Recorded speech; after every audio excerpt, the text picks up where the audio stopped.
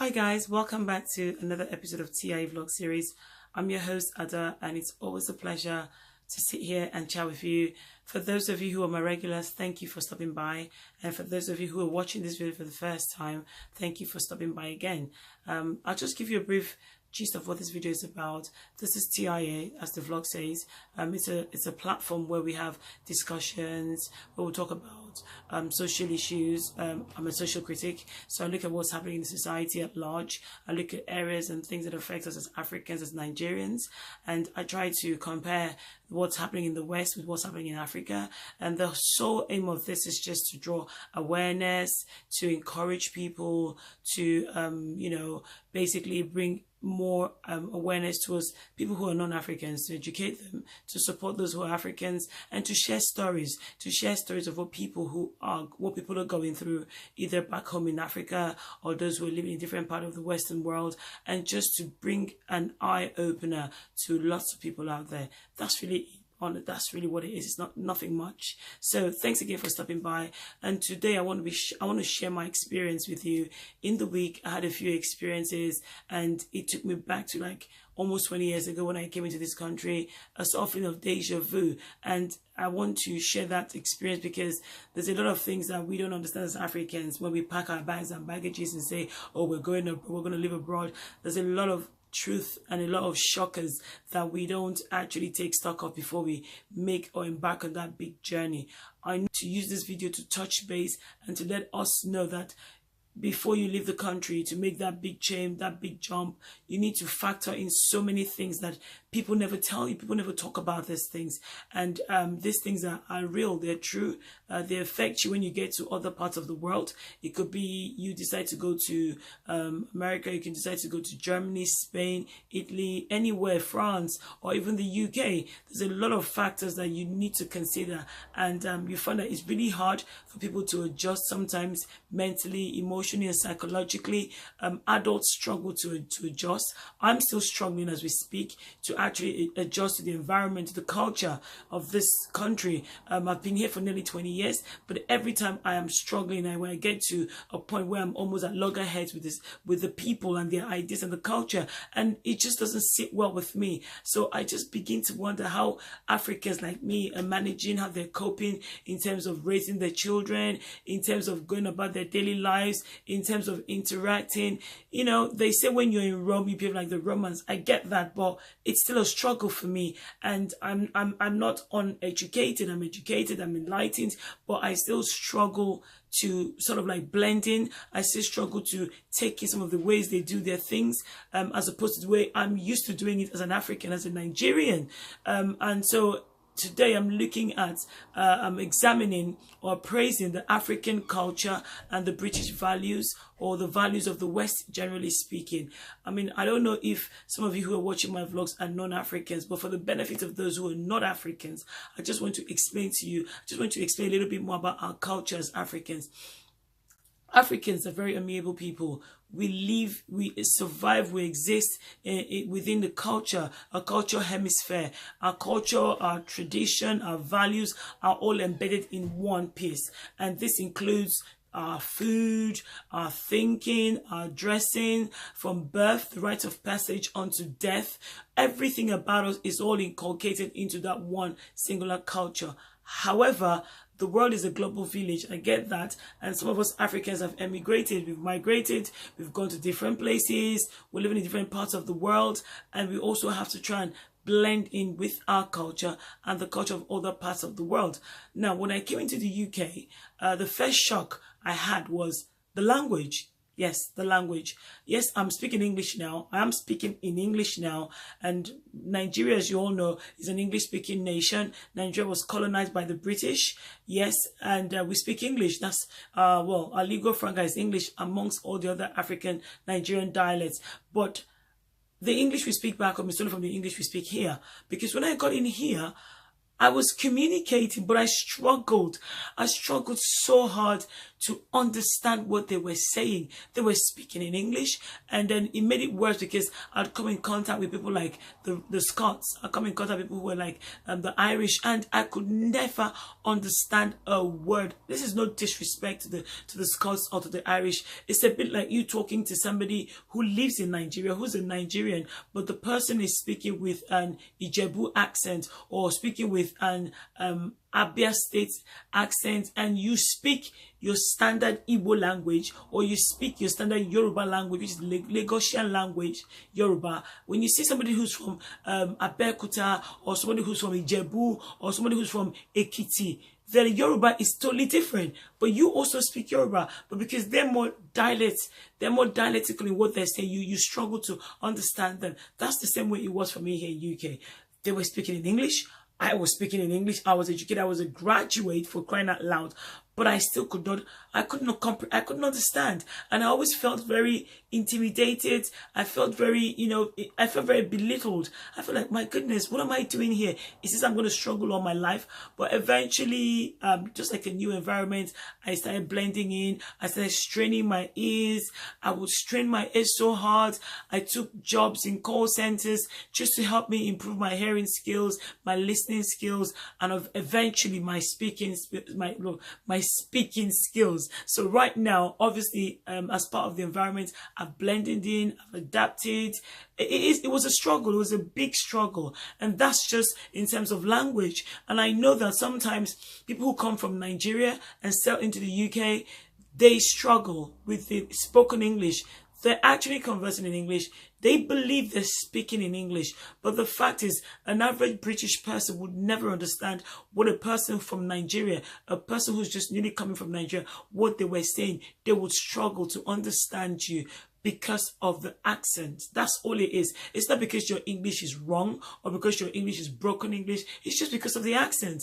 We speak with an African accent. We have African intonations. We have African high voice, pitch, whatever you want to call it. It's all from the way we are. It's like talking to somebody who's a Scot. He's Scottish, he's speaking in English, but with a Scottish accent. It doesn't mean his English is incorrect. It's just that he's got an intonation behind his accent, and that's all it is. And that's what you will find if you come from Nigeria newly into the UK or any part of the West that you go. You might struggle with the language part of it. Now, moving from the language aspect, I noticed also that recently at work, I had a meeting, and when I was in this meeting, I called for the meeting, and I was the only African person in that meeting. So we got talking, and they started talking, and we got into a conversation. We took turns to speak, and I noticed something stood out for me.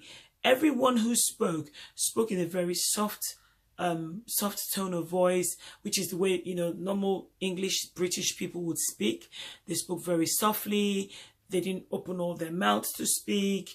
But when it got to my turn, I was proper shouting, and I felt I nearly felt intimidated and bullied, because hang on a minute, if there was a body language expert here, they'll probably think I was being very aggressive. But no, that's how I speak. I'm speaking to you now the same way I was speaking in my meeting, and I see no difference, because this is how I speak. This is how I've always spoken. But this is what living abroad does to you. You have to either pigeonhole yourself or try and copy the way the environment around you is, and then become like that, which I struggle with. I cannot copy. I'm happy being who I am. I'm authentically Black and African and Nigerian, and I intend to, to emit that in my thinking, in my speaking.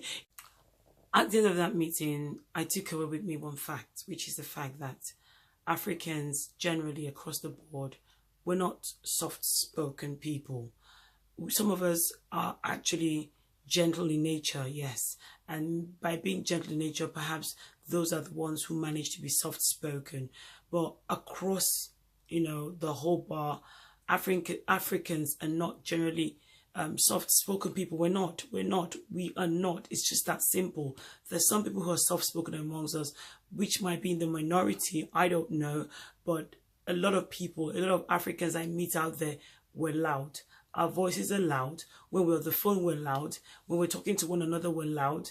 I grew up with people around me talking very loudly, and sometimes they probably didn't even realize they were speaking that loud. So I've also grown to be accustomed to people who speak in that high pitch or tone of voice, and I have no problems with it, as long as it's not over the top, as long as they're not shouting. So again, that's one of the cultural differences, or cultural, I don't want to say anomaly, but it's a difference, because that's how we are as Africans. Now, in terms of morals, there's a lot of areas, dimension of morals that as Africans we endorse that the Western world doesn't endorse. So for instance, when I was growing up in Africa, you'd wake up in the morning, you'd find your mom, you find your dad, you'd have to say, good morning, mom, good morning, dad. You are not meant to be reminded. If you get reminded, that's a big slap on your face or knock on your head. You will definitely, get chastised for that. Over here in the West, you see children with their parents, or you see children with your friends, and you're talking to their mom or their dad, and they're just staring at you like, like statues. They probably wouldn't even say hello until you say, hello, how are you, young man? Oh, hello, auntie. Oh, hello, uncle. The children don't even say hello anymore, because they probably lost, or with their phones in their hands like zombies. Those are another set of cultural, differences that's going on right now. Or when you get on a bus, I was in a bus last week. I was on my way to Woolwich. I got on a bus, and there was this elderly woman who was, struggling to actually stand, holding the bars, and the bus was really jerking and all that. There was a child, like a 10-year-old boy, and like a 12 or 14-year-old girl sitting right behind her, and they were Africans. And I expected that these children would get up and offer this elderly woman their seats, but they did not. They sat there. They were oblivious to the whole, bus. They were doing their own thing, and it was a lady right next to me who happened to be an English person, a white English person, who got up and offered the woman to come and sit. And in that moment, I felt so, taken in, because these are the very essence, the very culture that we as Africans are supposed to pass on to our children. The mother of those kids was in the bus there with us. She didn't see anything wrong in what her kids had done. And I was almost going to say something to her, but then I'm like, it's not in my place. But as Africans, there's a saying that it takes a whole community to raise a child. In Africa, we say this a lot. In Africa, your neighbor can chastise your son, your relative can chastise your child, who's acting or behaving badly. If your child behaves badly publicly, or is doing something wrong in the public, and you're not there, any neighbor or relative that knows you or knows the family can jolly well tell the child off. But these days, you see parents telling others, mind your business. It's not your child. You didn't birth the child for me. So can you just not correct my child? That is wrong. That is totally wrong. That is not what being African is about. African is communal. We live as a community. What I find in the West today is that the Western ideology of individuality and nuclear family it's robbed us of our identity. Over here in the West, everybody exists as an individual. Everyone is so cold. Everyone is so distant to one another, and it doesn't foster community. It doesn't foster togetherness, and that is what Africa is about. That is what being African is about. When we leave the shores of Africa and relocate to places like, Europe, we forget who we are. We start to absorb these individualistic ideologies. We begin to absorb these self, ideas, and we forget that Africa, we're not that way, and we begin to raise our children to be like that, because I see even my own children are so individualistic in their brain, in their thinking, and it's not their fault. It's the environment we live in. So we as adults who have experienced and tasted what it is to be an African, to be raised in Africa, it behoves on us to carry on what we've learned and to pass it on to our children. But it's so sad that most parents don't even bother. They don't care. As long as the child is, is coming home with good grades and is not badly behaved, or he hasn't been pulled up in school for something, wrong or bad, the mom and dads are fine. That's the wrong approach to it. We need to pull our weight. We need to pull our weights morally. We need to pull our weight socially as Africans. I'm not saying that every African value is amazing, but we've got to take with us the best of Africa, and we have to preserve those best traits of Africa, because culture evolves.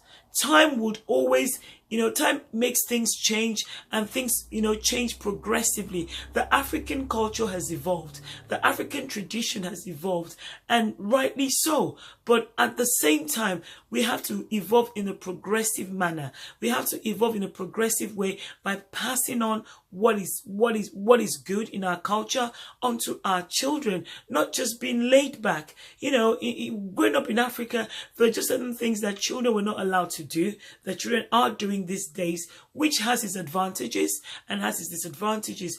If you look around you, there's this issue of, gangs, teenage boys, girls, all sorts of things are happening. And my question is this: if as Africans, we try to take the parts of our culture that are still very good and very helpful, if we manage to use those traits to raise our children in the West, will the issue about gangs, would it actually be reduced? Would we see a dramatic change? I've always wondered, if Africans begin to pull their weight, if Africans begin to make extra efforts to imbibe into their children what it means to be African, all those cultures, all those behavior that our parents would tell us off.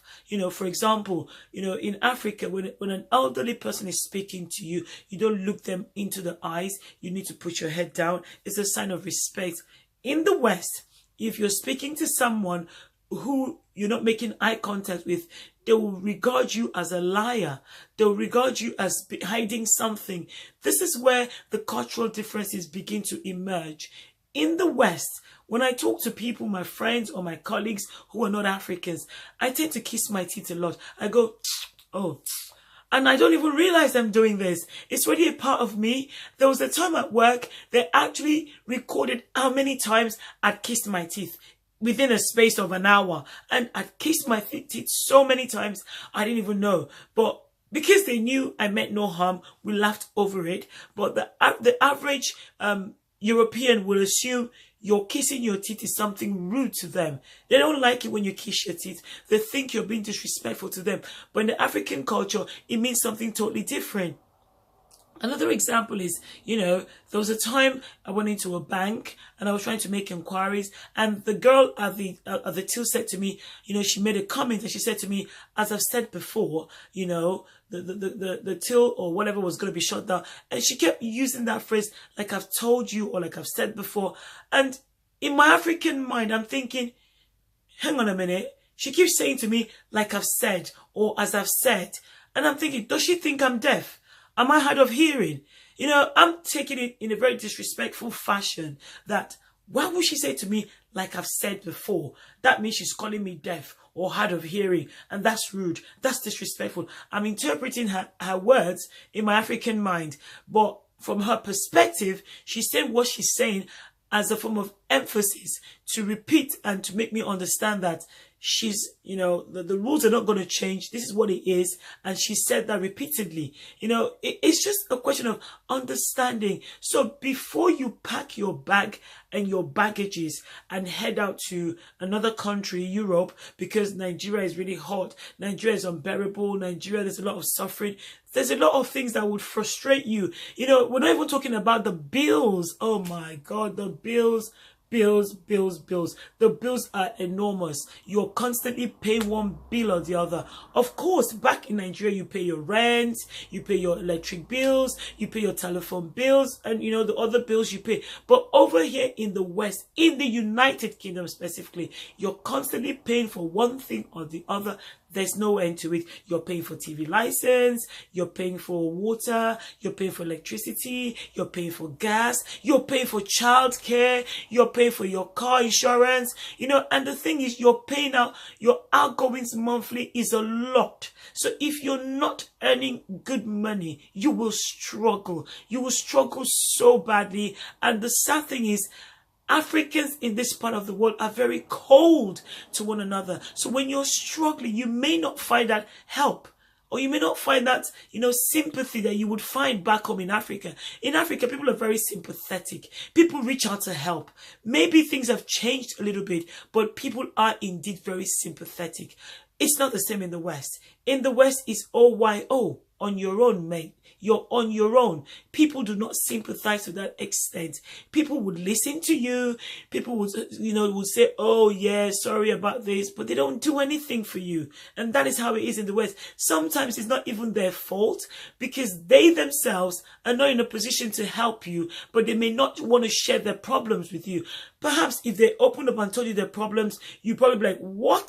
My goodness, my problem is a lot better than that problem. So like I said, it's a funny life here in the West. It's a funny life here in Europe. It's a totally different ball game. So before you pack your bag and you pack your luggage and you pack everything you have and sell it off and want to make that trip abroad, you need to take a big stock. I know that Nigeria is very hard to live in at the moment. I understand that things are extremely expensive. It's difficult. It's tough. But my advice today is this. Before you pack your bags and make your way abroad, please, guys, take a moment and do a stock check. People don't tell you the truth. Africans who live abroad do not open up and tell you what their challenges are. They don't tell you what they've been through. They don't tell you how much they've suffered, how many jobs they've had to do, and all the jobs were paying them peanuts. They don't tell you all of that. They just come back home with fancy clothes, fancy bags and shoes, and they send you money home, and you think it's all that easy. It is not easy abroad at all. It is not easy. It is very easy to be destitute in the UK. It's the easiest thing to become homeless in the UK. It's one of the easiest things to become street homeless in the UK. What that means basically is you become homeless. You have nowhere to turn to. Nobody's going to take you into their home. No African will say, oh, come and stay with me for 2 days, 1 week. And then you're probably going to fall out if you did. So Europe is a very harsh terrain. If you're going to carry your bags and go to Europe, I'm begging you, do a stock take. Figure out what you're going to do, where you're going to be, who you're going to be with. Figure out the cultural difference, because the cultural difference is a big shock. You'll find children or people who are a lot younger than you, who will be in the same workplace as you, and they wouldn't respect you. They'll talk to you like you're their age mates. You find you might be in your 50s and you find a 25-year-old girl or boy who might be your boss at work. For the African person, it's hard to take that in, because we're all about respect. And a 25-year-old, a 30-year-old girl or boy or man or woman might be your boss, and you're probably like almost 15, 20 years older than that person. That is in Africa. Over here in Europe, it doesn't count. That person is still your boss. You need to respect them and deal with them on that level as your boss to your teammates or your colleagues. Age is nothing but a number in Europe. So if you think that you cannot cope because somebody who's 30-year-old will be your boss and you're a 50-something-year-old or you're 40-something-year-old and somebody who's like less than 30-year-old is going to be senior to you in your place of work, then Europe is not for you. Because you're going to clash, you're going to have personality clashes, you're going to have all sorts of clashes, mental clash, even within yourself. You're going to keep questioning yourself. What am I doing here? Is it the right choice to be here? And remember, you've packed all your bags. You've said your goodbyes back home. Do you go back? Do you stay here? It's almost a case of being between the deep, the devil and the deep blue sea. What do you do? Do you sink or do you swim? All of these factors also even affect the way we raise our children. Are we raising our children the African way? Are we raising them the Western way? Are we combining both? Are we confusing the children? Which is the best way for them? These are all questions. These are all dilemmas that, Africans probably face in this part of the world. And I know, because I ask myself the same questions. Am I raising my children the African way? Do I stick to the pure African way? Do I mix them? Do I get a balance? It's a $1 million question. Guys, like I said, I just wanted to share my experiences, my thoughts about, adapting the African culture and the British values, the Western values, trying to find a balance. That's all it is. You've got to find the balance that works for you. There's no hard and fast rules. But above all, I'm always an advocate for, maintaining your culture. I'm an advocate for being African. I'm an advocate for, sticking by my African values. If you can, please continue to stick to your African values and, continue to pass it on to your children, because that's how it's meant to be. We're supposed to pass our culture to our succeeding generations. Anyway, I'll see you guys in my next vlog. Bye.